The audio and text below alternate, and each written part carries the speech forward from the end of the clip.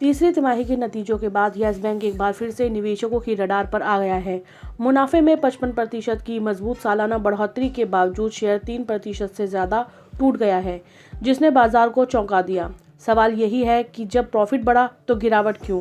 दरअसल ब्रोकरेज फर्मों को बैंक की असली तस्वीर मुनाफे से अलग दिख रही है। कमजोर क्रेडिट ग्रोथ, औसत से कम रिटर्न और ऊंचे वैल्यूएशन ने निवेशकों की चिंता बढ़ा दी है।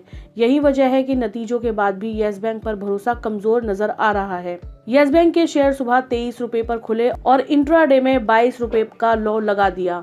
इससे इस महीने यस बैंक के शेयरों ने अच्छी तेजी दिखाई थी और इसका भाव 21 रुपए से 23 रुपए पर पहुंच गया। यस बैंक ने Q3 FY26 में नेट प्रॉफिट में सालाना आधार पर 55% की बढ़ोतरी दर्ज की है, जिसमें प्रोविजंस में भारी कमी का योगदान रहा। हालांकि कई ब्रोकरेज हाउसेज ने कहा कि यह सुधार कोर ग्रोथ में सार्थक तेजी या टिकाऊ रिटर्न के लिहाज से सपोर्टिव नहीं रहा।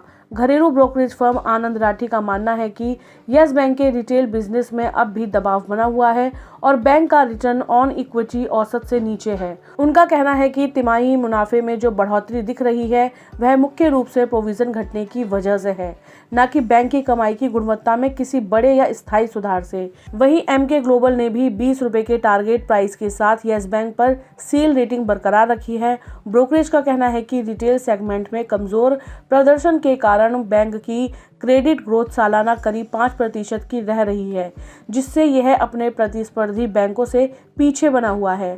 ब्रोकरेज फर्म सिटी ने भी इस शेयर पर सेल रुख अपनाया हुआ है। वहीं रॉयटर्स द्वारा बताए गए LSEG डेटा के अनुसार यस बैंक के शेयरों को फिलहाल 11 एनालिस्ट ने औसतन सेल रेटिंग दी है, जिसका मीडियन टारगेट प्राइस 18 रुपए है, जिसका मतलब है कि मौजूदा लेवल में इसमें गिरावट आ सकती है।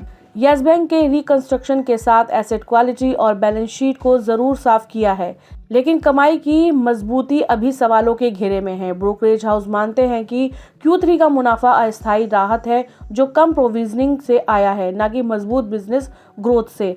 कमजोर रिटेल क्रेडिट ग्रोथ और कम ROE बैंक को प्रतिस्पर्धियों से पीछे रख रहे हैं। यही कारण है कि ज्यादातर एनालिस्ट्स ने सेल रेटिंग बनाए रखी है। जब तक ग्रोथ और रिटर्न में ठोस सुधार नहीं दिखता, तब तक यस बैंक के शेयरों में उतार चढ़ाव बना रह सकता है।